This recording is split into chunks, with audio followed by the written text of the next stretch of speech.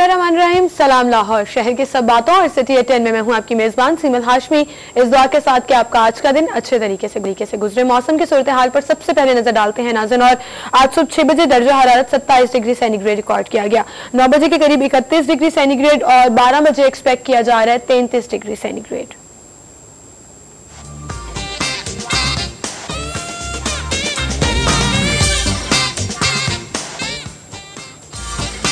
3 बजे के करीब 33 डिग्री सेंटीग्रेड, 6 बजे 33 और 9 बजे 30 डिग्री सेंटीग्रेड।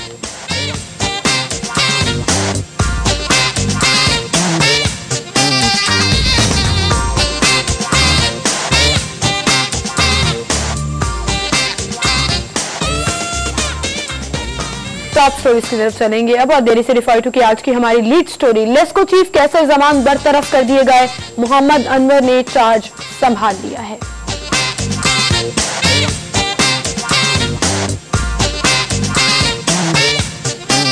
दूसरी टॉप स्टोरी, जनाह अस्पताल में दिल के मरीज मुफ्त इलाज से महरूम।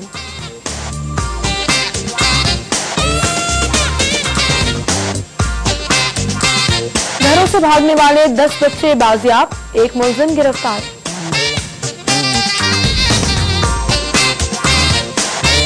और शहर के 17 रेस्टोरेंट्स में sales invoice monitoring system की तनसीब का फैसला।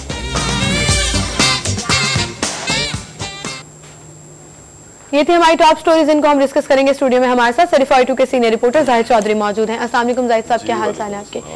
वैसे अब करप्शन पर लेस्को चीफ कैसर जमान बरतरफ हो गए और कैसर जमान साहब की पोस्ट जो है वो काफी अरसे से बड़ा ही एक जिसे कहते हैं ना फ्लो नजर आ रहा था। जैसे कभी उनको तौसी चाहिए थी अपनी, उसमें वो तौसी भी मिल गई और बड़ी मुश्किल से वो अपनी सीट पे बराजमान रहे और अब करप्शन केसेस हैं जिस पर उनको बरतरफ किया गया है। डेफिनेटली ये बहुत ही एक मेरे ख्याल में जो है वो लम्हा फिक्रिया है कि वो और बाब इख्तियार जो ऊपर बैठे कैसर जमान जैसे अफसरान को प्रमोट करते हैं, उनको स्ट्रेंथन करते हैं, ये उनके लिए जो है वो एक उनकी कारकर्दगी के ऊपर सवालिया निशान है। कैसर जमान जो है वो उनकी कारकर्दगी के ऊपर जो है वो सवालिया है। वो उनको आप छोड़ दें एक तरफ, क्योंकि उन्होंने तो जो किया वो तो जाहिर है वो नैब में उसकी तहकीकात भी चल रही हैं, जिसमें अरबों रुपए जो है वो आपने ट्रांसफार्मर्स की खरीदारी में जो है वो उसमें खुद बर्द का इल्ज़ाम है। उसके अलावा ग्रिड स्टेशन, फिर उसके बाद एक वाक़या लाहौर में हुआ वो जो पानी में जो है वो बारिश का पानी जमा है और उसमें बिजली के तार गिरे और उससे हलाकतें हुई।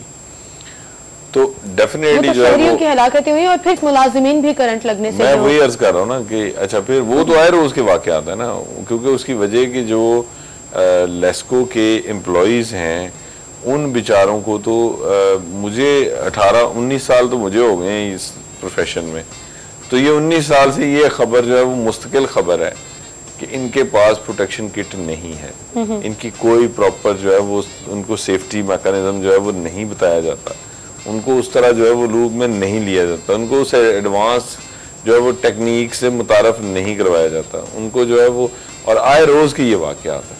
यानी आप इलेक्ट्रोकटेड जो वाक़यात है ना कि जी वो फलां में ये हो गया, फलां जगह पे ये हो गया, उसका अंदाज़ा लगाना हो तो वो वापडा हॉस्पिटल में जाके देखें, पेरिफेरी से अक्सर और बेशतर बहुत ही जो है वो मिजरेबल कंडीशन में जो है वो उनके एम्प्लॉयज़ आते हैं इनके, वो तो एक अलग बात है जी। इशू ये है कि एक शख्स जो अरबों रुपए के स्कैंडल में मुलव्वस है आपके ट्रांसफार्मर्स की खरीदारी में, वो ग्रिड स्टेशन जो है वो उसकी खरीदारी में और उसमें तामीर में, तो उसके बाद आप उसको रिटायरमेंट के ऊपर इस वजह से जो है वो दे रहे हैं कि जी ये नागुज़ीर है, ये इज डिस्पेंसेबल, ठीक है ना। अच्छा, कोई ऐसी उनकी कारकर्दगी तो थी नहीं जिस पर आप जो है वो आप कहना चाह रहे हैं कि ये इंडिस्पेंसेबल है जी, ये बंदा जो है वो चला गया तो डिपार्टमेंट क्या पूरा महकमा सिस्टम गिर जाएगा, और उस बंदे को बचाने के लिए आपने पहले एक्सटेंशन दे दी।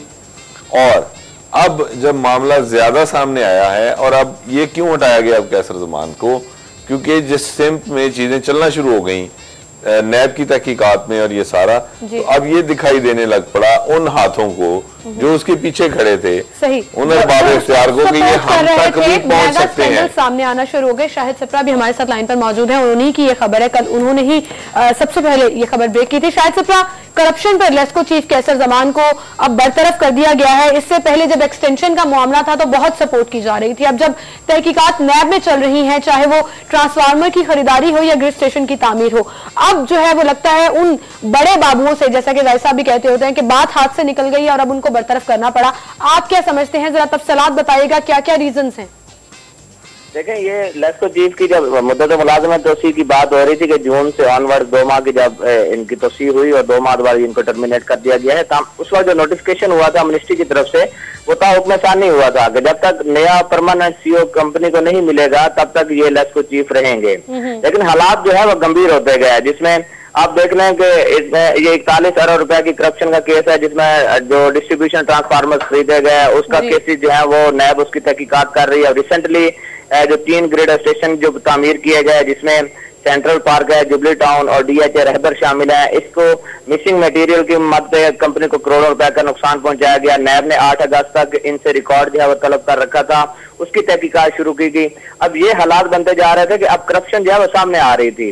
उसके बाद ये वजारत पानी बिजली को कोई और ऑप्शन नहीं नजर आ रहा था कि अब लेस्को चीफ को किस तरह बचाया जाए। जब इनकी मुद्दत मुलाजमत की तोसी में बातें हो रही थी, तब chairman board of director Mossadegh Malik और सेक्रेटरी पानी और बिजली यूनुस डागा जो है, इनकी आपस में मुखालफत थी, उसकी बुनियाद पर इनको एक्सटेंशन मिली। मुसद्दिक मलिक ने बोर्ड ऑफ डायरेक्टर्स के इजलास बुलाया और जब इनका लास्ट वर्किंग डे था उसकी मॉर्निंग इसको कैंसिल कर दिया गया और सेक्रेटरी वाटर एंड पावर ने एक नोटिफिकेशन जारी किया 1.5 साल पुरानी जो बोर्ड ऑफ डायरेक्टर्स की मीटिंग थी उसकी बुनियाद पर कि यह हुक्म सानी लेस्को चीफ रहेंगे। अब सेक्रेटरी पानी और बिजली यूनुस डागा को जब नजर आया कि नैब तहकीकात कर रही है, एक तरफ जो बंदे हैं वो मर रहे हैं, इनके 1.5 साल जो दौर था उसके दौरान 40 मुलाजमीन भी जान की बाजी हार गए करंट लगने की वजह से। ये तमाम जब सूरत हाल है ये सामने आई और कंपनी की नाकिस कारकर्दगी सामने आई, तो उसके बाद उनके पास कोई ऑप्शन नहीं बाकी था कि इसको जो कैसे जमान है उसको ओहदे से हटाया जाए। और अचानक ये फैसला किया गया कि इनकी टर्मिनेशन कर दी जाए और नया जो लेस्को चीफ है वो लगा दिया जाए। अब इनके जो सपोर्टिंग हैंड्स थे, जो एक्सटेंशन देने में भी इनको आगे बढ़ बढ़कर सपोर्ट कर रहे थे, उनका अब क्या कहना है? क्या उनके हाथ से भी बात निकल गई? जी देखें, जब नैब आजकल जो तहकीकात हो रही है और जब अरबों और करोड़ों की करप्शन में जब इन्वॉल्वमेंट होती है, लेस्को के 4 अफसरान पकड़े भी गए हैं, जिसमें एक ऐसी अजीज और रहमान है, एक्सीएन गुलशन रावी शामिल है, अहमद शहजाद, उनसे तहकीकात हो रही है ओवर बिलिंग की बुनियाद पर। एक तरफ ओवर बिलिंग, दूसरी तरफ मटेरियल में गबन, तीसरा ट्रांसफार्मर की परचेजिंग में, ये तमाम तर जो हालात थे तो उसमें सेक्रेटरी वाटर एंड पावर को अब कुछ समझ नहीं आ रही थी, क्योंकि ये 1 मैन शो था। Secretary water and power Yunus Daga सिर्फ इनको सपोर्ट कर रहे थे। जब देखा कि उन पे ये टैग आ रहा है कि कैसर जमान को ये सपोर्ट कर रहे हैं, उसकी बुनियाद पर इनको एक्सटेंशन भी मिली और आगे ये सीईओ भी हैं, तो अब उनको बैकफुट जाना पड़ा और अचानक ये फैसला कर दिया गया कि इनको टर्मिनेट किया जाए। और कंपनी की ये पहली दफा हिस्ट्री में हुआ है कि सीनियर 3 जो इंजीनियर हैं चौधरी मोहम्मद अनवर, उनको लेस्को चीफ तैनात किया गया है। तहकीकात अब हो रही है, नैब में 2 मुख्तलिफ किस्म की इंक्वायरी चल रही है, लेकिन यहाँ पे एक और इंकिशाफ कर दूं, जरा आप ये भी कह रहे हैं कि चूंकि कैसर जमान अब उनको जो नौकरी से तो बरतरफ कर दिया गया है, तो अगर नैब की तहकीकात से बचने के लिए हो सकता है कि वो बैरून मुल्क यहाँ से चले जाएं और वो उसके बाद जो नैब की तहकीकात हैं वो भी मुनासिब तरीके से नहीं हो सकेंगी। अच्छा, अब ये इंकशाफ भी हो रहा है कि वो तहकीकात से बचने के लिए बैरून मुल्क भी जा सकते हैं? जी बिल्कुल, क्योंकि ये भी बता रहे हैं कि जो उनके पास अमेरिकन नेशनैलिटी है, इनकी पूरी फैमिली जो है वो अमेरिका में मुकीम है। तो अब यही तवक्को की जा सकती है कि क्योंकि जब ईद उल अजहा पे ये यहाँ से गए थे 10 रोजा छुट्टी पे, तो उस दौरान भी यहाँ पे कंपनी में ये बातें होना शुरू हो गई थी। उस वक्त भी नैब तहकीकात कर रही थी, लोगों को पकड़ रही थी, तो ये वापस नहीं आएंगे। लेकिन क्योंकि सेक्रेटरी वाटर एंड पावर भी इनके पास सपोर्ट मौजूद थी, उसके बाद ये वापस आ गए।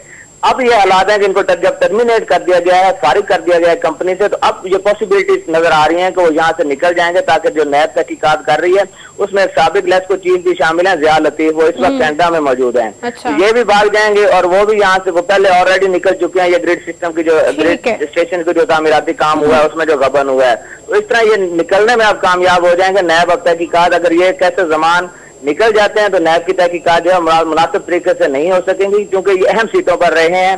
एक मैनेजर प्रीक्योरमेंट रहे, उसके बाद चीफ इंजीनियर मटेरियल मैनेजमेंट रहे। और अभी तो सिर्फ नैब की तहकीकात हो रही हैं। अगर डिपार्टमेंट के अंदर इन्वेस्टिगेशन शुरू कर दी जाए तो भी बहुत से जो ऐसे फेवर्स जो जूनियर अफसरान को दी गई, ऐसी करप्शन जो डिपार्टमेंट लेवल पर की गई, वो भी बहुत सी सामने आएगी।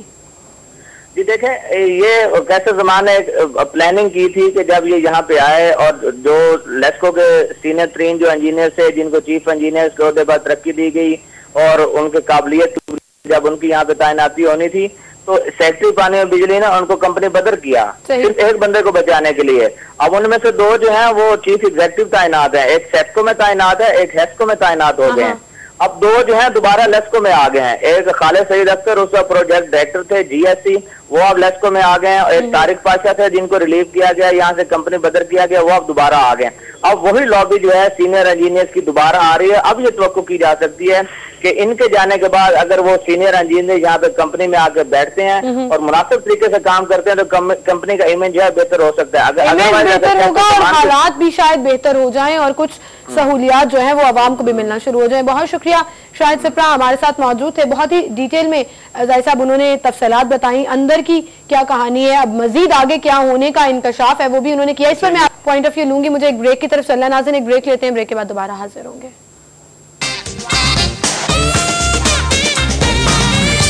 वेलकम बैक नाज़रीन, गुफ्तगू का सिलसिला हम आगे बढ़ाएंगे और बात करेंगे। हम बात कर रहे थे टॉप स्टोरी पर। इरफान मलिक भी हमें ज्वाइन कर चुके हैं स्टूडियो में, सिटी 42 के सीनियर रिपोर्टर। अस्सलाम वालेकुम इरफान, क्या हाल चाल है आपके? हम बात कर रहे थे करप्शन पर लेस्को चीफ को बरतरफ किया गया है। शाहिद सिप्रा का डिटेल ब्रीफर भी हमने सुना।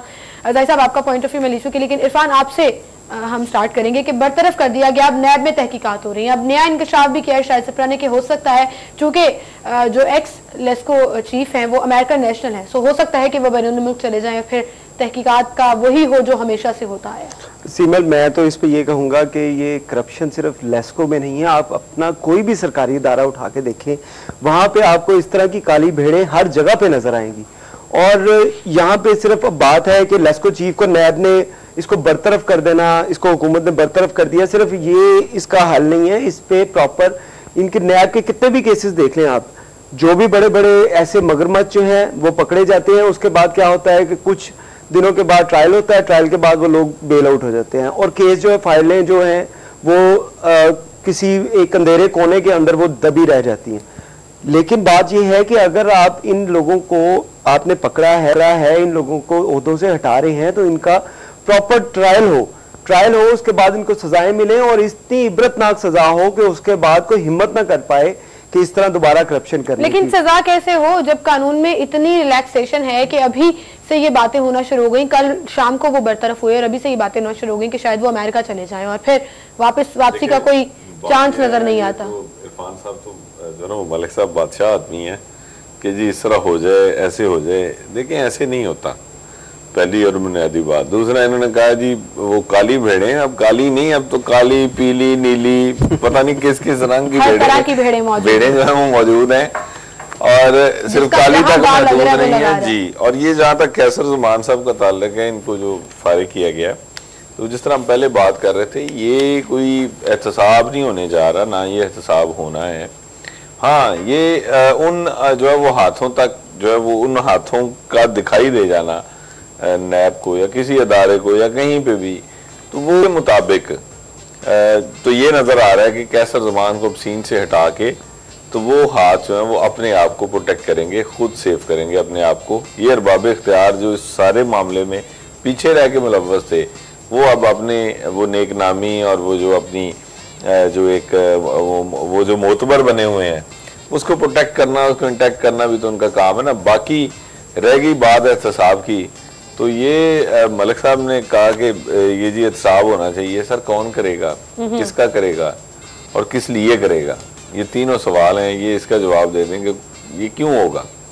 वजह भाई जरूरत उस वक्त पड़ती है ना जब, यानी आप उस वक्त एहतसाब करते हैं जब आप में कोई वो अदारों में कोई जान हो, आप वाकईतन कोई नेक नियत हो। ठीक है, मतलब एहतसाब तो नहीं होता, लेकिन अगर इंसान की इस बात को देखा जाए, जैसे उसने कहा कि हर सरकारी डिपार्टमेंट में हर जगह पर ऐसी भेड़ें मौजूद हैं जो करप्शन कर रही हैं, जो नहीं चाहती आवाम की फलाह हो। अगली खबर आप ही की खबर है कि कार्डियोलॉजी सेंटर्स बनाए जाने थे मुख्तलिफ अस्पतालों में। अब जनाह अस्पताल के दिल के मरीज जो है वो मुफ्त इलाज से महरूम है। वहाँ पर स्टंट डलवाना हो, एंजियोप्लास्टी करानी हो, एंजियोग्राफी करानी हो, आपको अपने पैसे खर्चने हैं, हुकूमत उसमें कोई कारनामा सर अंजाम नहीं दे रही है, तो फिर PIC पर लोड क्यों ना बढ़े?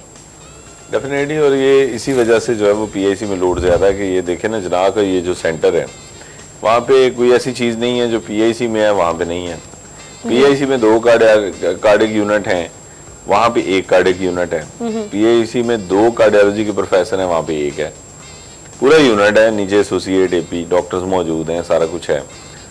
State of the art equipment भी मौजूद है, लेटेस्ट एंजियोग्राफी मौजूद है, एकोकार्डियोग्राफी है, ITT, हर चीज़ आपके पास मौजूद है, सारा सेटअप आपका लगा हुआ। इमरजेंसी के साथ आपने कार्डियक इमरजेंसी भी बना दी, नीचे जो है वो फैसिलिटी देने के लिए उसी के साथ adjacent to the emergency cardiac emergency आपने जो है वो इंस्टॉल कर दी एंजियोग्राफी। अब ये सारी चीज़ें आपने कर दी, अब आपने मरीजों को इलाज फराहम करना था, उसके लिए ना आपके पास जो है ना वो आपने फंड्स नहीं दिए, जिसकी वजह से अब वहाँ पे गरीब आदमी तो बेचारा जो है वो जाता है, वो जब पैसे बताते हैं उसको कि जी इतने लगेंगे कम शम करके, तो इतने का आपने पे करने पड़ेंगे, वो फिर क्या करेगा? ला मोहल्ला वो PIC आएगा, और तो PIC के अलावा PIC आएगा और फिर गरीब का तो वाली वारस नहीं है, तरह उसको वेट कराया जाएगा क्योंकि ऑब्वियसली पेशेंट लोड बहुत ज्यादा है, तो कहाँ जाएंगे? इरफान जिन्ना अस्पताल में जैसा कि जाहिद साहब ने बताया कि स्टेट ऑफ द आर्ट आपने फैसिलिटीज भी फराहम कर दी, आपने वहाँ पे मशीनरी ला कर रख दी, आपने इंफ्रास्ट्रक्चर डेवलप कर दिया, लेकिन जब तक आप फैसिलिटीज मेडिसिन के तौर पर नहीं देंगे, आप फैसिलिटीज उस हवाले से नहीं देंगे, अगर आपने एंजियोग्राफी करानी है, एंजियोप्लास्टी करानी है, स्टंट डलवाना है, तो हुकूमत अखराजात जो है वो बियर करेगी। जब तक ये श्योरिटी नहीं मिलेगी कैसे काम चलेगा? सीमल, ये तो बहुत बड़ी बात है कि आप दिल के अमराज की कह रही हैं कि इनकी अद्वियात नहीं मिल रही, इनकी चीज़ें नहीं मिल रही हॉस्पिटल में। आप सिंपली किसी भी हॉस्पिटल की इमरजेंसी में जाके देखें, वहाँ पे आपको लोग नजर आएंगे जो स्लिप्स लेके फिर रहे हैं और वो बाहर जो है वो मेडिकल स्टोर वहाँ पे जा रहे हैं। हॉस्पिटल्स के अंदर जो मामूली सी पैराडोल आपको याद होगा शाहदरा हॉस्पिटल में किस वजह से CM ने वहाँ पे तमाम अमले को वहाँ पे मुअत्तल किया कि वहाँ पे सिर्फ पैराडोल जो है वो दवाई तक नहीं थी। इसके अलावा यहाँ पे किसी भी हॉस्पिटल की किसी भी इमरजेंसी या आउटडोर में आप जाके देखें, वहाँ पे आपको डिस्क्रिप्शन लेके लोग फिरते हुए नजर आएंगे और वो यही हालात है। अगर अंदर मरीज ऑपरेशन उसका हो रहा है तो उसको स्लिप दे दी जाएगी, आप ये चीजें ले आए, तो फिर आपके मरीज का ऑपरेशन शुरू होगा। यहाँ पे बात ये है कि हुकूमत की इस तरफ तवज्जो ही नहीं है। हुकूमत सिर्फ दिखावे की चीजें, आप पुल बनवा लें, आप सड़कें बनवा लें, आप इन चीजों पे ना जाएं जिससे किसी एक गरीब आदमी को फैसिलिटेट करना है। नहीं सब क्यों है? ये तो मलिक साहब देखे ना, मलिक साहब थोड़ा सा मेरे ख्याल में जो ना वो जानबदारी से काम ले रहे हैं, मतलब इनकी जो थोड़ी सी ज्यादती कर गए यहाँ पे। अभी तो उसकी जो है वो गर्द सेटल नहीं हुई। अभी चीफ मिनिस्टर साहब ने जनरल हॉस्पिटल में छापा मारा है। सर सिर्फ अगर करने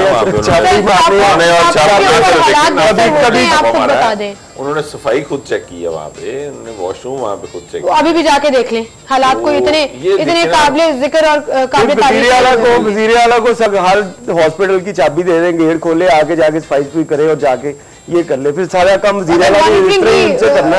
बाकी उनके जो स्टाफ है, बाकी लोग जो है वो लोग क्या करने बैठे हुए हैं सर? वहाँ पे MS है, वहाँ पे उसका काम है सारी इंतजाम। तो MS को भी बाइख्तियार कर दिया गया, वो भी कार्रवाई कर सकते हैं। पिछले दिनों ये भी खबर हम डिस्कस कर रहे थे इसी प्रोग्राम में बैठकर, वो ऑन ग्राउंड में ही हुआ जी। वो डिपार्टमेंट कहता है कि हमने कर दिया, लेकिन ये इतना आसान नहीं है कि वो उसको जो है ना वो आप बाइख्तियार कर लें, क्योंकि एक MS के इख्तियारात में इजाफे का मतलब ये है कि आप तमाम MS का बाख्तियार होगा अगर तमाम प्रोफेसोरियल यूनिट MS को जवाबदेह होंगे। अस्पताल में इलाज मुआवजा कैसे बेहतर हो सकता है अगर तमाम प्रोफेसोरियल यूनिट्स अपना काम कर रहे हैं और उनकी जितनी ज़रूरियात हैं, नीड्स हैं, वो पूरी की जा रही हैं। आप फंड्स प्रॉपर फराहम कर रहे हैं, पूरा मैकेनिज्म जो है वो मौजूद है। इस वक्त जो हम बात करते हैं ना कि जी इमरजेंसी में बड़ा रश है, जी ये हो गया वो हो गया, इशू ये है कि आप जब लोगों को उनके डोर स्टेप के ऊपर जो है वो इलाज फराहम ही नहीं कर पा रहे, तो हर बंदा जो है वो डेफिनेटली फिर लाहौर के किसी टीचिंग अस्पताल की तरफ ही रुख करेगा ना। अब सिर्फ लाहौर से पेशेंट नहीं आता, पूरा पंजाब, पूरा जो आधे से ज्यादा KP के, आधे से ज्यादा बलूचिस्तान, उसके बाद आपका जो है वो इंटीरियर सिंध जो पंजाब एडजेसेंट टू पंजाब।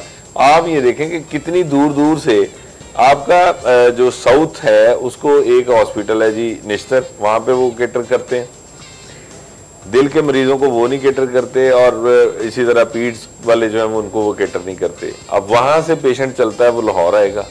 उसके अलावा इधर से आप फैसलाबाद कह लेंगे लिमिटेड फॉर द रीजन, आप कह लेंगे वो कर रहा है जो अलाइड और सिविल हॉस्पिटल है। बाकी का सारा का लोड जो है वो आपने यहाँ पे लेना है। मुझे बताएं आप पंजाब की 10 करोड़ आबादी है, उसमें से 5 करोड़ को ये 5 अस्पताल कैसे केटर कर पाएंगे भाई? आपके पास इमरजेंसी में लोड नहीं होगा तो क्या होगा? कह देना तो बहुत आसान है ना। इशू ये है कि ना को प्लानिंग है, सॉर्ट आउट किसने करना है? हम यहाँ पर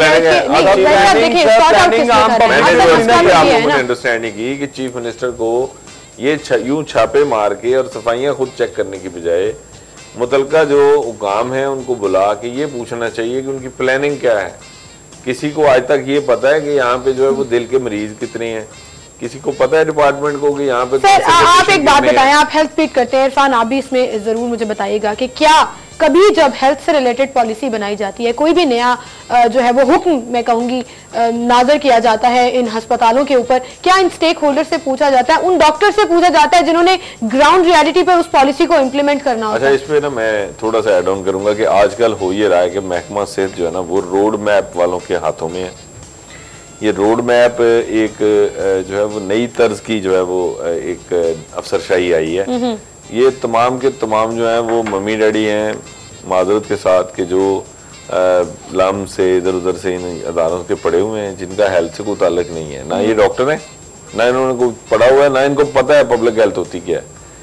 ये वो थोड़ी बहुत MBA पढ़ लिया और वो एडमिनिस्ट्रेशन पढ़ ली, उसको पढ़ के तो आए हुए हैं। आजकल इन लोगों पे मुश्तमिल है जी एक वज़ीर आला का रोड मैप स्कीम, और उस रोड मैप के तहत जो है ना वो ये लोग सारे मामलात को लीड कर रहे हैं। फॉरेन फंडिंग है, पीछे गेम क्या है उसकी डिटेल में इस वक्त नहीं जा सकते, प्रोग्राम आपके में वक्त थोड़ा होगा, लेकिन ये हो ये रहा है कि ये लोग आजकल ड्राइव कर रहे हैं। ठीक है, मतलब ब्यूरोक्रेसी अपनी मर्जी कर रही है, लेकिन इरफान आप भी इस चीज की गवाह होंगे कि ब्यूरोक्रेसी अपनी मर्जी नहीं करती, वो हमेशा ड्राइवर या मॉडल टाउन की तरफ देखती है, वहां से जो हुक्म आते हैं। वन मैन शो चल रहा है सिर्फ यहाँ पे पूरे पंजाब के अंदर, वन मैन शो चल रहा है, और वो वन मैन जो है वो जो चले वो वन मैन ही अपनी टीम को स्ट्रॉन्ग कर ले और आवाम का फायदा हो जाए।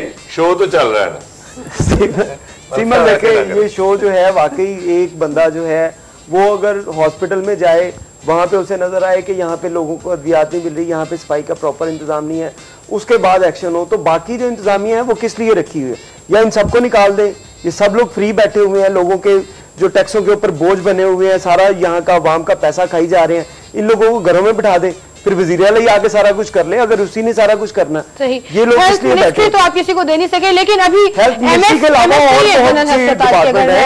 गलत नहीं हो रहे, MS को भी मुअत्तल कर दिया, तो नजला तो फिर इन्हीं अफसरान के ऊपर गुजरता है। एक वर्ड कहूंगा सिर्फ जी कि जो छापे के असल मकासद से वो हासिल हो गए वहां पे जनरल हॉस्पिटल में, और जिसको लगाना था वो हमने लगा दिया, जिसके लिए ये सारी गेम की गई। ठीक है, जिसको मुअत्तल करना था, जिसको वहां से निकलवाना था वो हो चुका, और जिसको लगाना था वो हम लग चुका। मतलब तो मकसद दौरे का पूरा ऐसी बड़ी बड़ी गेम्स है जो शायद आवाम को अपेरेंटली लगता है कि वज़ीर आला जो है वो छापा मारने गए, लेकिन वज़ीर आला के लिए किसी को इस तरह चेंज करना, मैं जो सब की बात से इस तरह थोड़ा सा इख्तिलाफ भी करूंगा कि वज़ीर आला के लिए किसी को चेंज करना कोई उसके लिए उसको छापा मारने की जरूरत नहीं है, वो करना चाहे तो वैसे भी कर सकता, उसके इख्तियारात में है। लेकिन बात यह है कि अगर हॉस्पिटल में जाते हैं वहां पे सारी चीजें नजर आती हैं, तो क्या ये जो आप बात कर रहे हैं वैसे भी कर सकते हैं भाई, मेरी बात सुनिए। वैसे नहीं तो ऐसा कर सकते नहीं भाई, हमने इंश्योर ये भी तो इंश्योर करना है ना कि हम मेरिट पे कर रहे हैं जो कुछ कर रहे हैं। इस तरह शादरे में उसने किसको चेंज करना था, वहां पे जो कार्य यहाँ पे हॉस्पिटल, आप हॉस्पिटल का इंतजाम तो जाके देखें वहां पे सूरत हाल क्या रहती है। मेरी अर्ज सुने, ये जितने छापे हैं ये सारे के सारे किसी न किसी इतला किसी न किसी एजेंडे के तहत है, माजरत के साथ। वो बात आपकी बिल्कुल ठीक है, जो बाकी अस्पताल हैं, अभी आप अस्पताल की हालत बता रहे थे, सर्विसेज अस्पताल, सबसे बड़ा अस्पताल है, आप उसकी हालत देख लें। मेरी बात सुने, जिस दिन वहां पे वो एजेंडे पे आएगा उस दिन उसके पे आपको छापा ही नजर आएगा। छापे क्यों पड़ते हैं? छापे पड़ते हैं सर किसी न किसी एजेंडे के पीछे। उसमें शादरा में एजेंडा था, वहां पे पूरी जो है वो गेम प्लान की गई, पूरी तरह फीड किया गया, उसके बाद जो है ना वो आपने छापा मारा। यहाँ पे मामलात थे कि आप जो है ना वो किसी को ओबलाइज करना था, किसी को जो है वो आपने फारग करना था, इसलिए आपने जनरल में जो है ना वो उसको सफाई का बहाना बना दिया। अच्छा, इलाज के ऊपर बंदा फारग नहीं आपने कोई किया, आप किस पे कर रहे हैं? कोट ना पहनने पे, आप किस पे कर रहे हैं जी वो जो है सफाई नहीं है। अब उसमें एक चीज हॉस्पिटल में अगर सफाई नहीं होगी तो उससे ज्यादा लोग बीमार होंगे। मलिक साहब बात सुन लेना, लेकिन उसमें बेसिक इशू तो मेडिसिन का भी आ जाता है, मेडिसिन का मेडिसिन नहीं मिलती।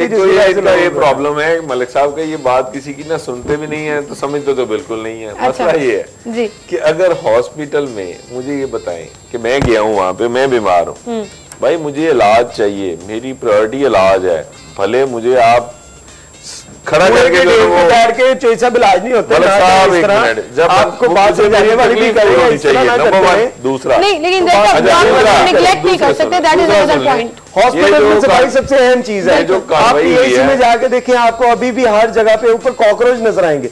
वहां पे लोगों के दिल खोले होते हैं, आपने वहां पे अगर कॉकरोच और इस तरह की चीजें होंगी तो सिमल किस तरह कोई ठीक हो सकता नहीं होता। वैसे माफ करना, आप मेरा ख्याल है थाने के अलावा कभी कहीं गए नहीं है।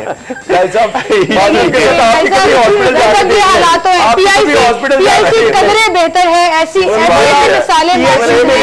चले मैं आपको जाके दिखाऊंगा जो रूम्स हैं वहां के अंदर कॉकरोच ना निकले। अच्छा, मैं फील्ड छोड़ दूंगा, नहीं तो जाहिद चोई साहब छोड़ दूंगा। अब ये जो बात कर रहे हैं उनका 19 साल का तजुर्बा है। नहीं, पीआईसी में कॉकरोच नहीं मिलेंगे इनको, बिल्लियां मिलेंगी। नहीं, ये देखिए जो चीज मिलेगी वहां पे इनको पिस्सू बहुत मिलेंगे। देखिए मिलने वाले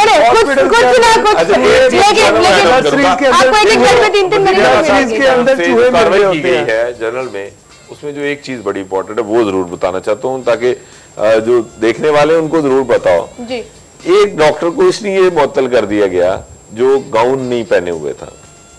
जो लेटेस्ट इसके ऊपर रिसर्च आई है, जो पूरी दुनिया में जो है वो अब राइज हो चुकी है, वो ये है कि आपका बैज लगा होना चाहिए। ओवरकोट जो है वो अब उसको जो है वो जर्म्स कैरियर कंसिडर किया जाता है। सही। आपकी स्टेथोस्कोप जो है वो एक पेशेंट से दूसरे को, दूसरे से तीसरे को, उसे जर्म कैरियर कहा जाता है। अब ये टेक्निक्स एडवांस हो गई हैं, पूरी वर्ल्ड में जो है ना उसको चेंज कर दिया गया।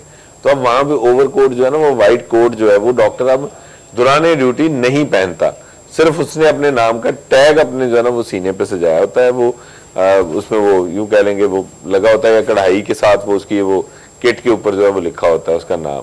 That's all. अब ये है। और दूसरा, अब ये कफ लिंक्स तक खत्म हो गए हैं, वो यहाँ तक चले गए कि आपने हाफ स्लीव पहननी है ताकि आप वॉशअप होते हुए जो है वो प्रॉपर हो सके। लेकिन हमारा प्रॉब्लम ये है कि हमारे यहाँ अभी तक जो है वो हमारे जो अरबाब इख्तियार हैं, इन बेचारों को शायद पता ही नहीं है कि बाहर दुनिया कितनी एडवांस हो गई। और दूसरा, फिर अगेन मकसद ये नहीं था, मकसद ये था कि आपने कुछ जो है ना वो चीजें फुलफिल करनी थी, आप एक एजेंडे को फुलफिल करना था, उसके लिए ये छापा मारा गया और वो फुलफिल हो गया जैसा मैंने किसी को उठाना था, किसी को अमल दरामद करना बहुत जरूरी है, लेकिन यहाँ पर बॉर्डरेशन ही नहीं की जाती। बहुत शुक्रिया इरफान मलिक, बहुत शुक्रिया जाहिद चौधरी साहब, आप हमारे साथ मौजूद थे। नाज़रीन, हम यहाँ पर एक ब्रेक लेंगे, ब्रेक के बाद दोबारा हाजिर होंगे।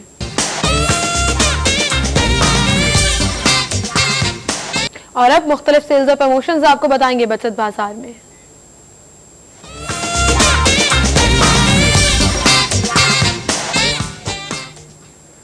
जी, बचत बाजार में सबसे पहले हमारे पास बोनेंजा है जी। ब्रांड अप टू 50% तक आपको ऑफ मिलेगा। जाएं, जाकर शॉपिंग करें और अपने आधे पैसे बचाएं।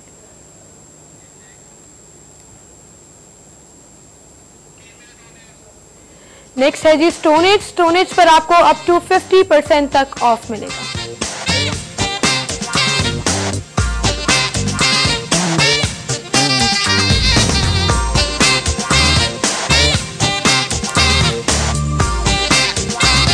हाइपरस्टार अगर आप जा रहे हैं तो हाइपरस्टार में पीके चिकन नगेट्स है जी 900 ग्राम्स, रिटेल प्राइस है 499, प्रमोशनल प्राइस 430, आप 69 रुपीज पे जा सकते हैं।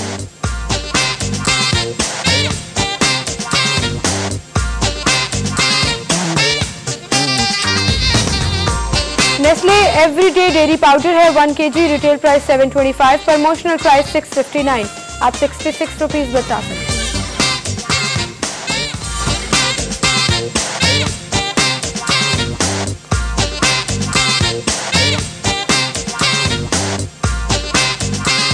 और अब मुख्तलिफ मूवी टाइमिंग्स आपको बताएंगे टुडेज डायरी में।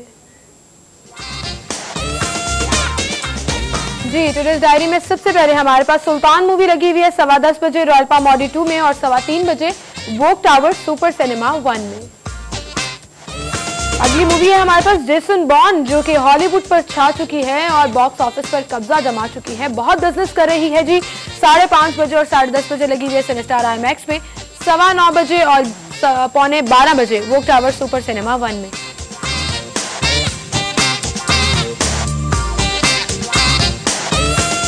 इश्क पॉजिटिव 6:45 बजे वोक टावर सुपर सिनेमा 3 में।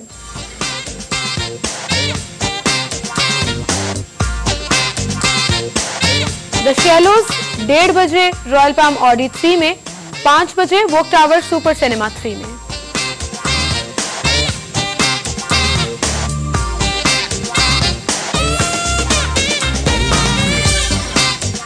मदारी लगी हुई 11 बजे और 1:30 बजे सिनेस्टार टाउनशिप में और 5:30 बजे रॉयल पाम ऑडी 2 में।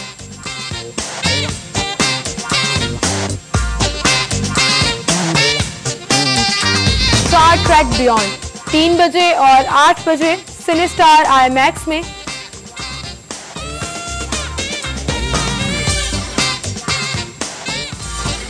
कंजूरिंग 2 लगी हुई है जी 8:30 बजे और 4:30 बजे सिनेस्टार टाउनशिप में और 6:30 बजे वोक टावर सुपर सिनेमा 1 में।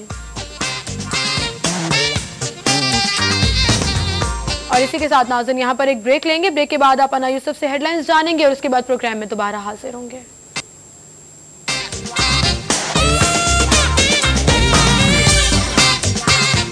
खुशामदीद कहेंगे आपको स्टूडियो में। और नाज़रीन इस वक्त मेरे साथ स्टूडियो में एसपी हेडक्वार्टर्स उमर सईद साहब मौजूद हैं। उनसे हम बात करेंगे जो कि मुख्तलिफ जगहों पर तैनात रहे, मुख्तलिफ पोस्टिंग्स के हवाले से मुख्तलिफ सूबों में भी, केपीके में भी तैनात रहे। पंजाब में SP cantt, civil lines, SP city, SP model town, SP security और अब एसपी हेडक्वार्टर्स हैं। और इसके साथ साथ अगर एकेडमिक वाइज बात की जाए तो इलेक्ट्रिकल इंजीनियर, उसके बाद एलएलबी भी किया, एलएलएम भी किया और अब सीएसपी ऑफिसर भी हैं। इनसे बात करेंगे, इनसे जानेंगे कि इतनी सारी जो डिग्रीज हैं उनका क्या फायदा हुआ और किस तरह से स्टडीज को कंटिन्यू भी रखा उन्होंने। और फिर माशाल्लाह से एक बेटा भी है उनका, और फैमिली को किस तरह टाइम देते हैं, क्योंकि हेडक्वार्टर्स में 24/7 जो है वो टाइम, इट्स अ 24/7 जॉब। तो किस तरह मैनेज करते हैं उनसे जानेंगे। अस्सलाम वालेकुम एसपी साहब, क्या हाल चाल है आपके? Thank you so much for coming. SP साहब, इलेक्ट्रिकल इंजीनियरिंग, एलएलएम, एलएलबी, मैं बाकी चीजों पर भी आऊंगी लेकिन मैं कहीं इस पर स्टक हो गई कि पढ़ाई का शौक था आपको, जो इतनी सारी चीजें और डिफरेंट फील्ड की चीजें। जी, एलएलबी और एलएलएम तो मैंने दौरान सर्विस किया और उसमें मेन रीज़न ये थी कि हमारा बड़ा बेसिक रिक्वायरमेंट है कि आपको लॉ आता हो। आपने जब एक इन्वेस्टिगेशन करनी है और मुलज़िमों की तफ्तीश करनी है तो आपको लॉ का पता हो, ताकि कोई ऐसा लकूना ना रह जाए जिससे मुलज़िम को फ़ायदा हो जाए। तो एलएलबी मैंने, जब मैं पेशावर में पोस्टिंग था वहाँ पे मैंने की। उसके बाद एलएलएम जो है वो फुल ब्राइट स्कॉलरशिप की एक अपॉर्चुनिटी आई, तो वहाँ पे एलएलएम की यूनिवर्सिटी ऑफ कैलिफोर्निया से। अच्छा। एलएलएम में जो मेरा सब्जेक्ट था वो था लॉ ऑफ एविडेंस, और लॉ ऑफ एविडेंस हमारा बड़ा ही डायरेक्टली उससे रिलेशन है, हमारी जो जॉब है और जो प्रोफेशन है, तो ये सारे उससे रिलेटेड चीज़ें। सही। सो वो आपने उसको इनहेंस करने जी, के बिल्कुल लिए ऐसे ही फिर तो आपको जब इन्वेस्टिगेशन साइट पर अगर आप जब रहे हैं तो फिर उसमें तो आपको बहुत हेल्प आउट किया। जी बिल्कुल हेल्प हुई। और उसके बाद आइडिया हुआ, अक्सर हम कोर्ट में जाते थे तो हम फील करते थे कि ये इतना अच्छा हमने केस बनाया है और ये क्यों बरी हो गया। मगर जब मैं सारा लॉ ऑफ एविडेंस पढ़ा तो मुझे अंदाजा हुआ कि हमारी कोई इन्वेस्टिगेशन में कुछ छोटे छोटे लकूना रह जाते हैं, और जो कि आफ्टर अ ईयर और 2 जब वो केस कोर्ट में जाता है तो उससे वो जो है वो मुलज़िम वो बरी हो जाता है, उसको फायदा हो जाता है। वो आपको अगर पता हो, और एसपी लेवल पे जो ऑफिसर है अगर उसको पता हो तो वो नीचे भी गाइड कर सकते हैं। ठीक है, तो फिर तो ये आपके लिए इस तरह से भी हेल्प हो जाती है कि आप अपने सबऑर्डिनेट्स या अपने जितने भी जवान हैं उनमें भी डिलीवर और ट्रांसफर कर सकते हैं जो भी आपकी। दैट्स इंटरेस्टिंग एंड मेरे ख्याल से दैट्स थॉटफुल कि आपने सोचा कि सर्विस में रहते हुए ये चीजें जो है वो सीखना बहुत जरूरी है। लेकिन मुश्किल होता है जॉब के साथ साथ, इतनी टफ जॉब के साथ साथ फिर सोचना कि मैं मजीद पढ़ लूँ, मजीद डिग्री हासिल कर लूँ, मुश्किल जी। जॉब जो है वो काफ़ी हमारी डिमांडिंग है, आपको अंदाज़ा है। हम जो सिटी 42 की टीम है वो भी हमारे साथ इंटरेक्ट करती, तो आप सबको अंदाज़ा है कि हमारी 24/7 जॉब है। मगर जॉब के साथ साथ आपने अपनी एक पर्सनल ग्रूमिंग भी करनी है, अपनी एजुकेशन भी बेहतर करनी है, आपने कहीं थोड़ा बहुत टाइम जो है वो फैमिली को भी देना है, आपकी पर्सनल रिक्वायरमेंट्स भी हैं, और आपने उस जॉब को भी लेके चलना है। वहाँ चीज़ें साथ साथ चलती हैं। सही। अच्छा, कहीं पर भी किसी भी डिवीजन में जब भी कोई प्रॉब्लम होती है तो हमेशा हेडक्वार्टर्स की तरफ देखा जाता है और हेडक्वार्टर से हेल्प भी सीख की जाती है, या इसके साथ साथ समझा जाता है कि हमारे उनके इश्यूज को जो है वो हेडक्वार्टर्स में समझा जाएगा। सो मुश्किल है ये बीइंग इन द डिवीजन और हेडक्वार्टर्स में रहकर बाकी सारी चीजों को सॉर्ट आउट। जी, हेडक्वार्टर जो है वो डिवीजन से जरा सीनियर असाइनमेंट समझी जाती है। जिसका डिवीजन का एक्सपीरियंस हो उसको आमतौर पे वो हेडक्वार्टर में लगाते हैं। जिस तरह मैं लाहौर में 6 में से 4 डिवीजन में रह चुका हूँ, तो फिर मुझे हेडक्वार्टर की असाइनमेंट दी।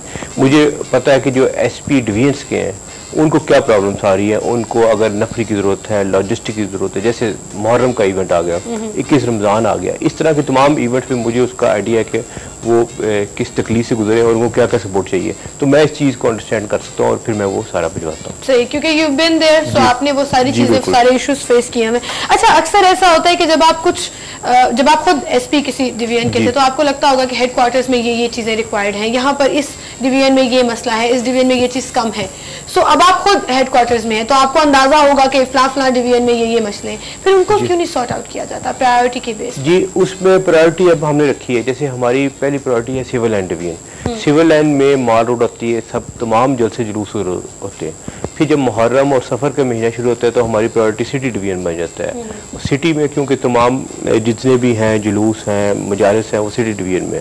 फिर जैसे ज़िम्बाब्वे टीम आई तो माल टाउन डिवीजन हमारी प्रायोरिटी होगी। ये प्रायोरिटी सेम नहीं रहती, वो चेंज होती रहती है डिपेंडिंग ऑन द सपोर्ट। आजकल इश्यूज क्या चल रहे हैं ओवरऑल फोर्स को, अगर जनरल बात की जाए फैसिलिटीज के हवाले से, या बहुत सी टेक्नोलॉजी भी आ गई, अकोमोडेट करने की कोशिश भी कर रही है गवर्नमेंट भी और पुलिस डिपार्टमेंट खुद भी।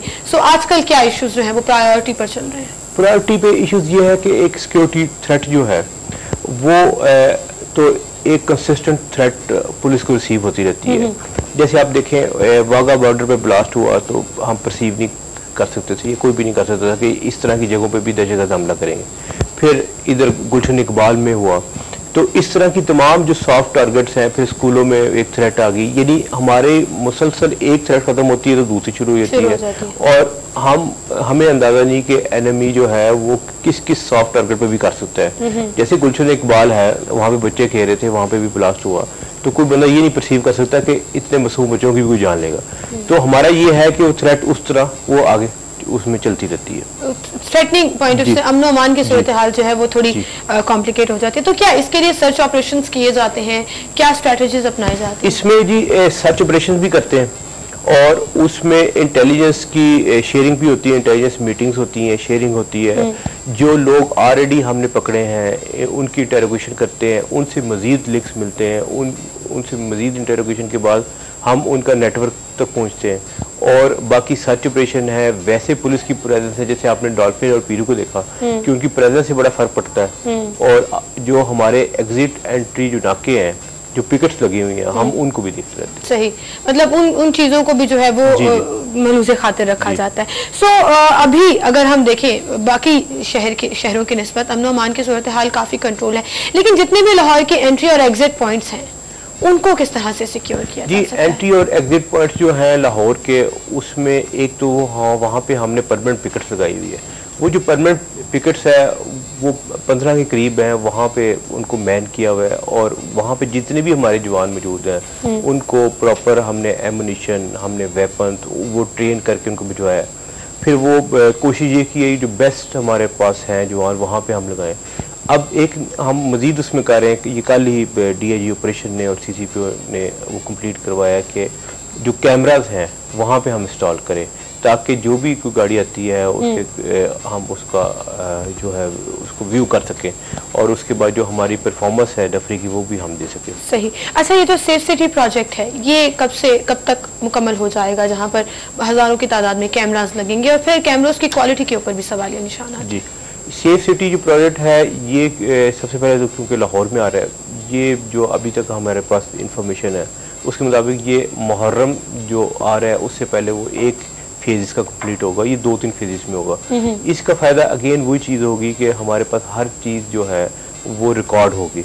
हमें कैमरास जो है मुहर्रम में अब होता ये है कि रूट पे हम कैमरास लगाते हैं, मगर यहाँ पे अब हमें कैमरास लगाने की जरूरत नहीं होगी। वो सेफ सिटी का वो खुद ब खुद ही वो डॉक्यूमेंटेड होगी, उनके पास तमाम वो वीडियोस आ रही होंगी। बिल्कुल सही। लेकिन आजकल एक और फजा जो है वो शहर में बहुत ज्यादा फैली हुई है, बच्चों के अगवा का मामला, और उसमें अगवा भी है, लापता भी है, गुमशुदगी भी है। सो ये 3 अलग कैटेगरीज हैं, लेकिन नंबर्स बहुत बढ़ते जा रहे हैं और लाहौरिये जो है वो अब पैनिक कर रहे हैं। ये एक बड़ा आपने अच्छा किया कि क्वेश्चन किया, क्योंकि लाहौर में मेरे भी जो रिलेटिव्स हैं जिनसे मैं इंटरेक्ट करता हूँ वो भी अक्सर ये क्वेश्चन करते हैं। लाहौर में जो आज की फिगर है 1 जनवरी से लेके आज तक 245 बच्चे जो हैं वो मिसिंग थे। उनमें से 223 बच्चे जो हैं, यानी सिर्फ 22 के अलावा बाकी तमाम रिकवर हो गया। 22 बच्चे जो हैं वो मिसिंग है, उसमें पुलिस चाइल्ड ब्यूरो एक्टिव कर। मगर जो मेन पॉइंट ये है कि हमारे पास जब वो बच्चे वापस आए, हमारे पास कोई एक भी केस ऐसा नहीं है कि जो किडनैपिंग फॉर रैंसम का हो, यानी किसी ने बच्चे को पैसों के लिए अगवा किया हो, not a single case.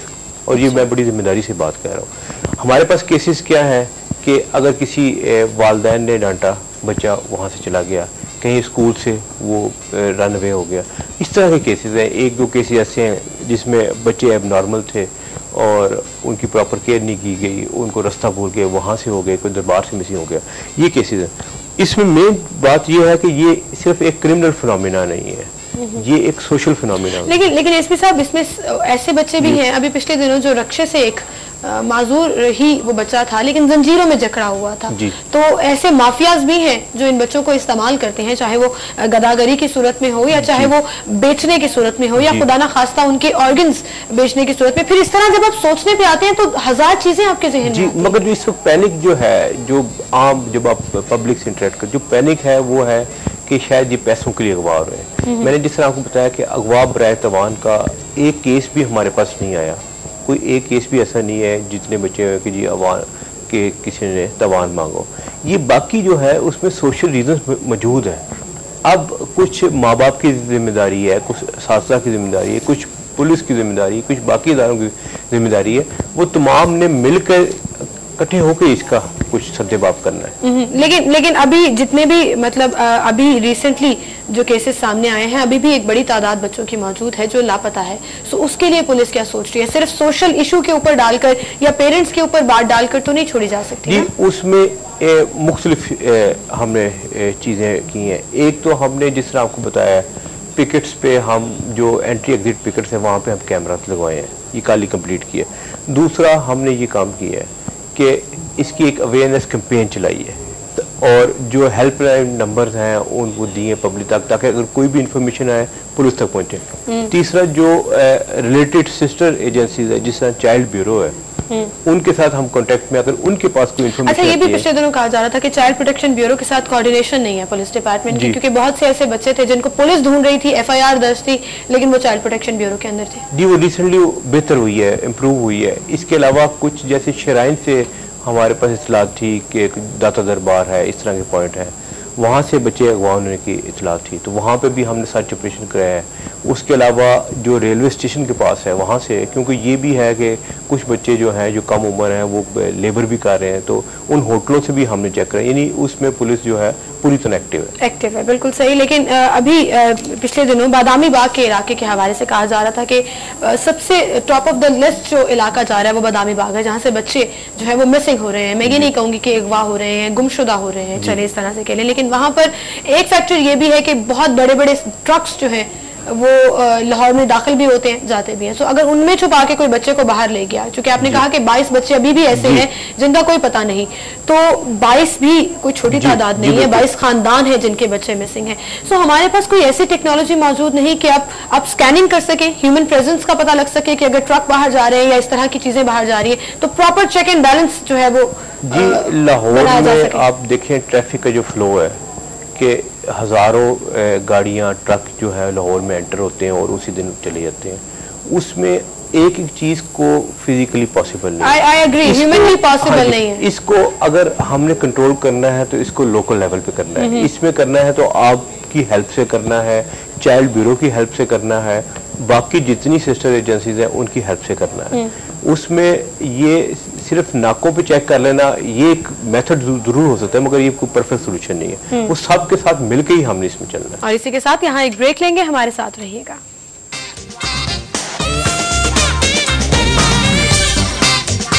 Welcome back नाज़रीन, गुफ्तगू का सिलसिला हम आगे बढ़ाएंगे। एसपी हेडक्वार्टर्स उमर सईद साहब हमारे साथ मौजूद हैं। एसपी साहब, पुलिस से बहुत ज़्यादा एक्सपेक्टेशंस हैं लोगों की, और बहुत ज़्यादा कोशिश ये की जाती है कि उनसे काम भी एक्सपेक्ट किया जाए और उनकी परफॉर्मेंस जो है वो 100% हो, लेकिन 100% परफॉर्मेंस के लिए आपको फैसिलिटीज़ भी देनी पड़ती हैं, आपको उनकी फलाह के लिए काम भी करना पड़ता है।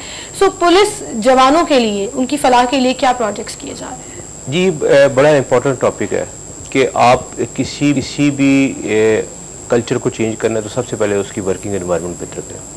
अगर आप एक ऑर्गेनाइजेशन का एक कल्चर इंप्रूव करना चाहते हैं, जैसे थाना कल्चर की बात होती है, तो सबसे पहले आप उनकी वर्किंग कंडीशन इंप्रूव करें ताकि जो उनके क्लाइंट्स हैं, जो पब्लिक है, उनके साथ उनका बिहेवियर जो है चेंज हो।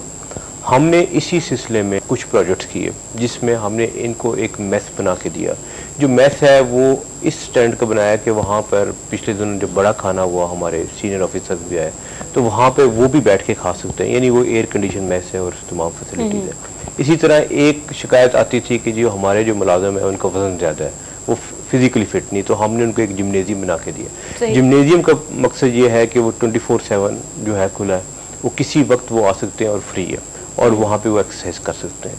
इसी तरह इनकी फैसिलिटीज़ के लिए कोई कॉमन रूम बनाया, और इनका एक इशू बड़ा था जो था पानी का इशू। पानी का इशू ये था कि हमारा पानी अक्सर ये शिकायत होती है कि साफ़ नहीं है। एक जवान को हेपेटाइटिस होती थी तो बाकियों को भी उससे हो जाती थी, तो हमने फिल्ट्रेशन प्लांट भी लगाया और वाटर बोर भी करवाया जी। और जो हेपेटाइटिस है वो हमारी फोर्स में काफ़ी ज़्यादा है, उसको हल इस तरह किया कि उसके दो सोर्सेज है, एक पानी है और एक ब्लेड है, जो जहाँ पे फोर्सेज इकट्ठी रहती हैं। वहाँ पे यही था कि एक जवान वो ब्लेड यूज करता था, दूसरा करता था, एक को हेपेटाइटिस है तो पूरी लाइन को हो जाती थी। वो फिर हमने स्टरलाइजर वहाँ पे लगाए, बार्बर शॉप बनाई, उसको इस तरह वो जो वहाँ पे हमारे बार्बर्स हैं उनको 5 स्टार होटल से ट्रेन किया PCORE से, ताकि ये इशू को एड्रेस किया जाए। और मेन जो कंसेप्ट जो है उसके पीछे यही है कि ट्रिकल डाउन हो, ये वर्किंग एनवायरनमेंट बेहतर हो, इनका जो अखलाक है जो पब्लिक के साथ है, आवाम के साथ, वो बेहतर। बिल्कुल सही, वर्किंग आवर बेहतर हो, वर्किंग एनवायरनमेंट बेहतर हो। लेकिन ड्यूटी आवर्स जब आप बहुत ज्यादा लेते हैं तब भी इंसान की बस हो जाती है और फिर वो अपनी परफॉर्मेंस नहीं दे पाता। अब यहाँ पर अक्सर कहा जाता है कि शिफ्ट सिस्टम उस तरह से नहीं है और कभी भी आपको 15-15 घंटे की ड्यूटी भी करनी पड़ती है, तो फिर आप अगले दिन आकर उसी स्टेमिना के साथ तो काम नहीं कर सकोगे। ये एक काफी बड़ा इशू है।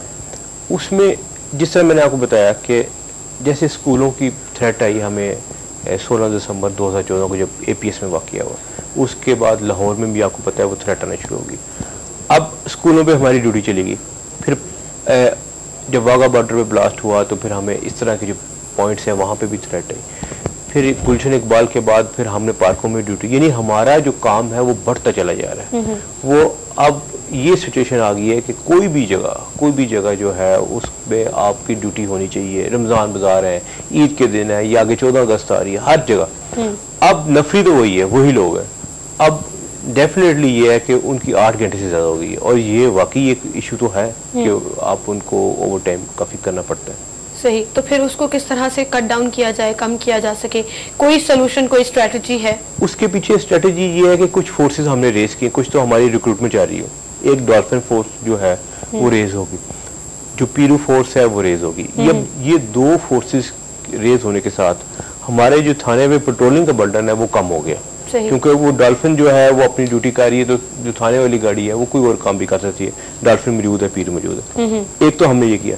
दूसरा SPU जो है, स्पेशल प्रोटेक्शन यूनिट, वो IG साहब पंजाब ने वो बनाया। SPU का मकसद ये होगा कि जो ऐसे जगह हैं जो सेंसिटिव इंस्टॉलेशन है, चाइनीज कॉन्सुलेट है, ये चाइनीज इंजीनियर्स हैं, उनके साथ जो ड्यूटी लगेगी वो SPU की लगेगी, उसको सेपरेट कर दिया, स्पेशल प्रोटेक्शन यूनिट। यानी कि अब जो VIP अगर सिक्योरिटी के हवाले से ड्यूटीज हैं तो वो इन फोर्सेस में से लोग जवान नहीं जाते हैं, वो उसके लिए अलग से एक फोर्स अभी उधर से जा रहे हैं, मगर ये है कि हमने उसकी रिक्रूटमेंट शुरू कर दी है, वहाँ पे एक यूनिट बन जाएगा और उधर से फिर जवान जाएगा। ठीक है, सही है। आपने फिटनेस की बात की कि जैसे जिम्नेजियम बना दिया गया और वहाँ पर जिम है, 24/7 कोई भी जाकर जिम कर सकता है, इसको permanent part of the duty क्यों नहीं बनाया जा सकता? क्योंकि अब लाइंस में या डिवीजन्स में देखें तो बहुत से ऐसे एहलकार हैं जो आपको देखने में लगता है कि मतलब ही is not fit to be a police jawan, की मतलब ये किस तरह से मुकाबला करेंगे या किस तरह से काम करेंगे, और जनरल पब्लिक परसेप्शन है ये। So it's why it's not part of the duty. जी, उसमें आप फिक्स टाइम नहीं कर सकते। ये ऐसी जॉब तो है नहीं पुलिस की कि 8 से 4 है और 4 बजे के बाद थाना बंद है। ये तो 24 आवर्स है। किसी की सुबह ड्यूटी है, किसी की शाम की ड्यूटी है।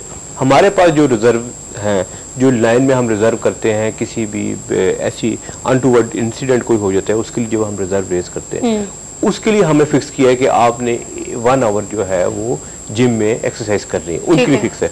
मगर जो थाने की ड्यूटी है उसके लिए तो आप फिक्स नहीं कर सकते क्योंकि वो रोटेशन में चल रही है। दूसरी चीज जो है वो इनकी फिटनेस में एक इम्पॉर्टेंट एस्पेक्ट है, वो है फायरिंग के वेपन हैंडलिंग, वेपन को खोलना बंद करना, उसको हैंडल करना, उसमें शिस्ट लेना, फायर करना। वो हमने 1 जनवरी से लेके अभी तक हमने 14,000 यानी 14,000 लोगों को हमने फायर करा दिया। अच्छा। लाहौर के किसी नाके पे आप चले जाएं, लाहौर के किसी डॉल्फिन के एहलकार से पूछ लें, किसी पीरू के एहलकार से पूछ लें, कहीं पे जहाँ पे मोबाइल फोर्स है आप उनसे पूछ लें, सिक्योरिटी डिवीजन में जो है उनसे पूछ लें, आपको एक जवान भी नहीं नजर आएगा जो ये कहे कि मैंने इस साल फायर नहीं किया। ठीक है। उसका किया ये कि हमारे पास फायरिंग रेंज नहीं थी, हमने एक फायरिंग रेंज बनाई लास्ट ईयर, उसमें सीसीपी लाहौर ने उसकी इनॉग्रेशन की ये नवंबर में।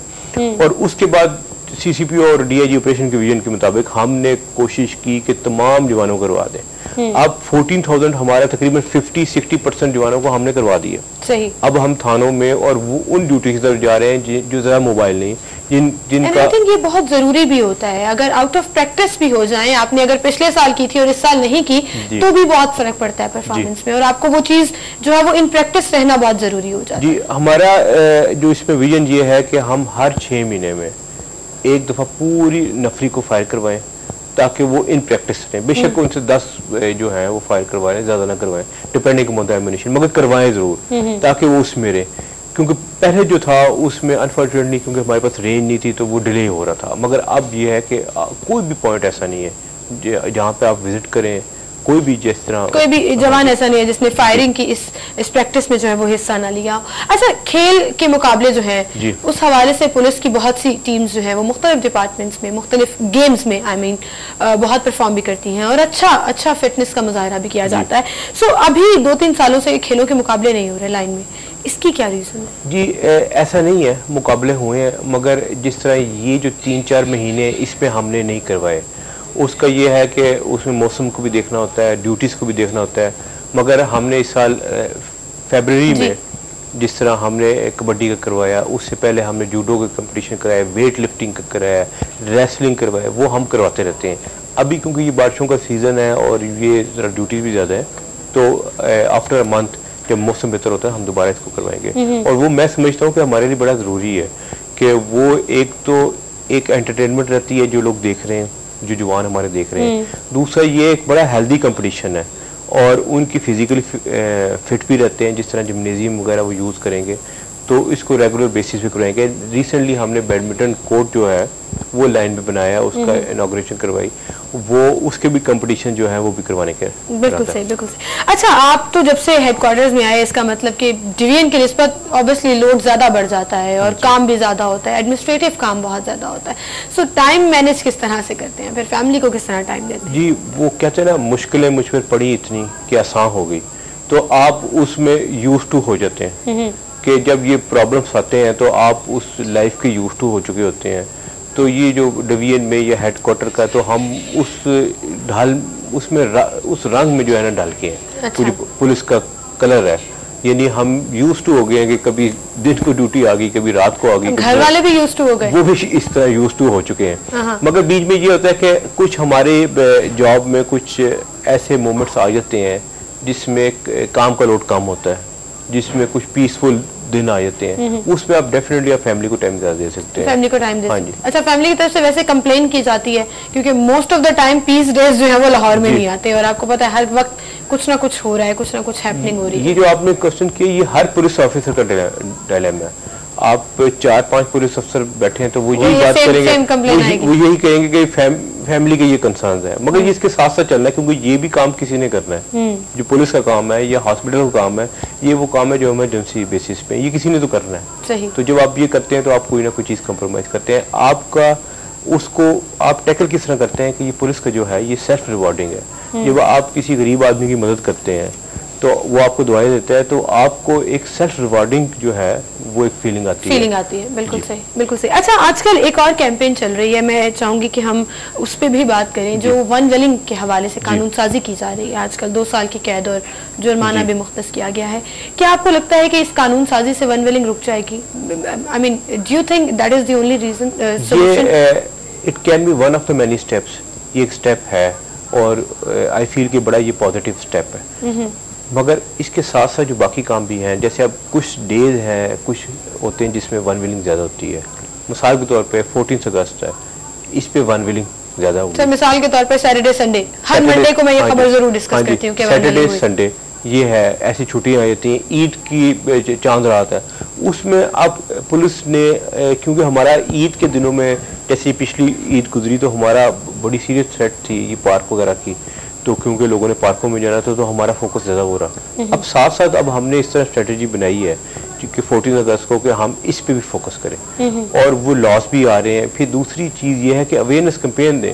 मीडिया से हम रिक्वेस्ट करते रहते हैं कि आप ऐसी स्टोरीज लाएं कि जिसमें खुदा ना खास्ता किसी को बंदा इंजर हुआ है या उसकी डेथ हुई है, तो लोगों को बताएं, उनके पेरेंट्स को बताएं कि ये कितनी खतरनाक चीज़ है। लेकिन पेरेंट्स के हाथ कहाँ आते हैं? ये जो नौजवान हैं जो चाहते हैं कि अपनी एनर्जी को वन वे और दी अदर आप जो है वो यूज करें, और फिर आप उसमें जो है वो वन विलिंग का सहारा लेते हैं, इस तरह की और बहुत सी चीजें हैं। सो पुलिस इसमें क्या किरदार अदा कर रही है? कैसे, मतलब इसमें क्या आप समझते हैं कि इस कानून साजी से बेहतरी आएगी? क्योंकि बहुत से ऐसे बच्चे भी हैं जो अंडर एज हैं, जिनके पास लाइसेंस ही मौजूद नहीं है, जिनका आईडी कार्ड ही नहीं बना हुआ, वो जुवेनाइल उस लिस्ट में आते हैं, तो फिर उनके साथ क्या होगा? कैसे पुलिस का उसमें ये है कि मेन वो डेज आइडेंटिफाई करे कि जिन डेज पे ये जो चीज़ है वो ज़्यादा होनी है। दूसरा ये है कि उसको प्रिवेंट करने के लिए एक स्ट्रेटजी बनाए। ऐसी स्ट्रेटजी ना हो कि जो जिसको बाईपास कर ले। आप हर रोड पे इस तरह वन विलिंग नहीं होती, कुछ रोड्स भी मखसूस है, जैसे मार रोड है, मेन बुलेवार्ड है, डिफेंस बुलेवार्ड है, केनाल रोड है, केनाल रोड है। ये 5-7 सड़कें हैं, ये बहुत ज्यादा नहीं है कि हर गली में वन विलिंग हो, ये खास है। फिर इनके ग्रुप्स बने हुए, इनके जत्थे बने हुए हैं। आप एक बंदे को पकड़ के आप उनसे डिटेक्ट करेंगे बाकी ग्रुप कौन से हैं। तो उस तरह अब 14 अगस्त का हमने बड़ा एक्सटेंसिव किस्म का प्लान बनाया।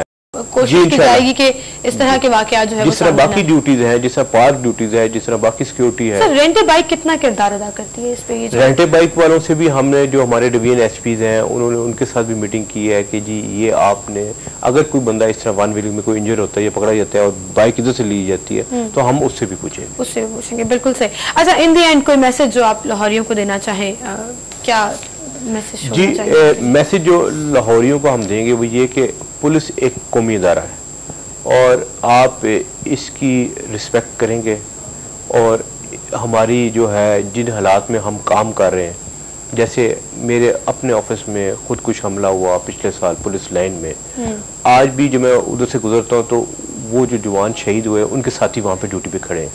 यानी ये कोई आसान काम नहीं, ये कहना आसान है कि उनको नजर आती है मौत के हमारे साथी शहीद हुए। तो आवाम से ये है कि ये पुलिस जो है ये आपकी एप्रिसिएशन पे, आपकी इंकरेजमेंट पे चलती है।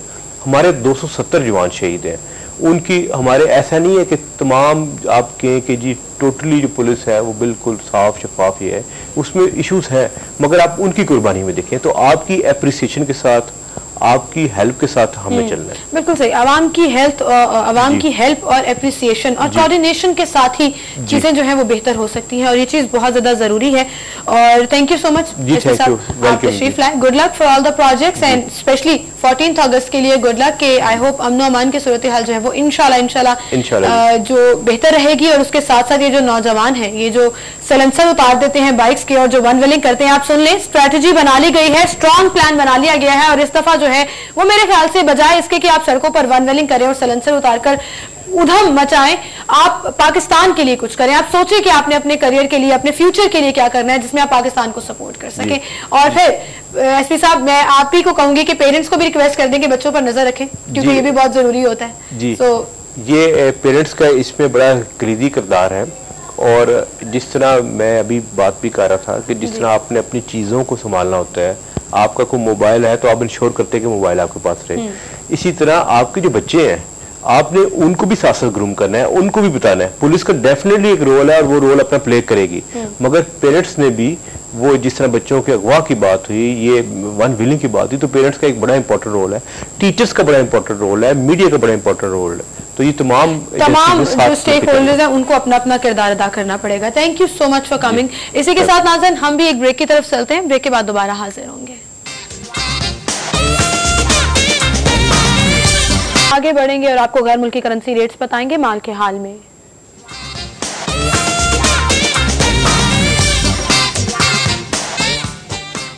माल के हाल में सबसे पहले अमेरिकन डॉलर कीमत खरीद है 105.75, कीमत फरोख्त है 105.95।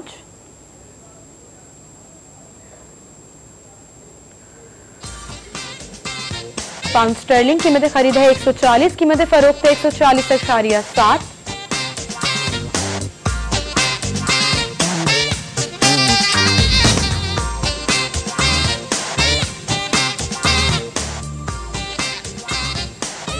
यूरो की कीमत खरीद है 117.5, कीमत फरोख्त है 118।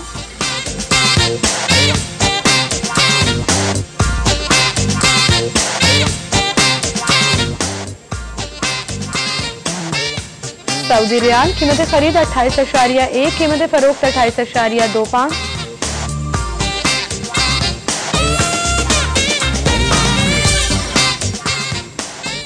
यूएई दिरहम कीमत खरीद 28.75, कीमत फरोख्त 28.9।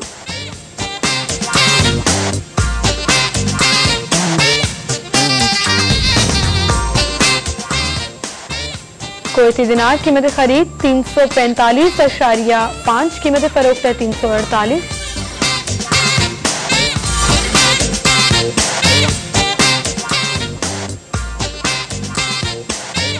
ऑस्ट्रेलियन डॉलर कीमत खरीद 79.25, कीमत फरोख्त है 79.7।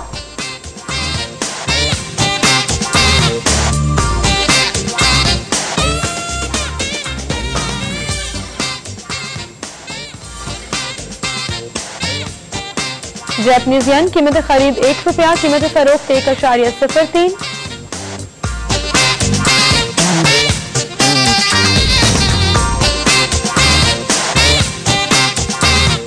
स्विस फ्रैंक कीमत खरीद 107.35, कीमत फरोख्त 108.25।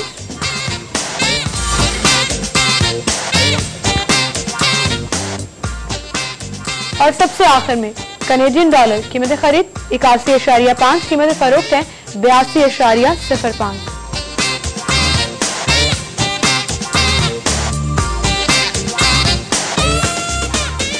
और इसके साथ ही हमारा टाइम भी खत्म हो गया। अपना बहुत सा ख्याल रखिएगा। इंशाल्लाह कल सेम टाइम पर फिर से मुलाकात होगी। अपना फीडबैक जरूर दीजिएगा। ईमेल कीजिए 10@serifi2.tv पर या फिर फेसबुक पेज ज्वाइन कीजिए www.facebook.com/city10। इजाजत दीजिए, अल्लाह हाफिज।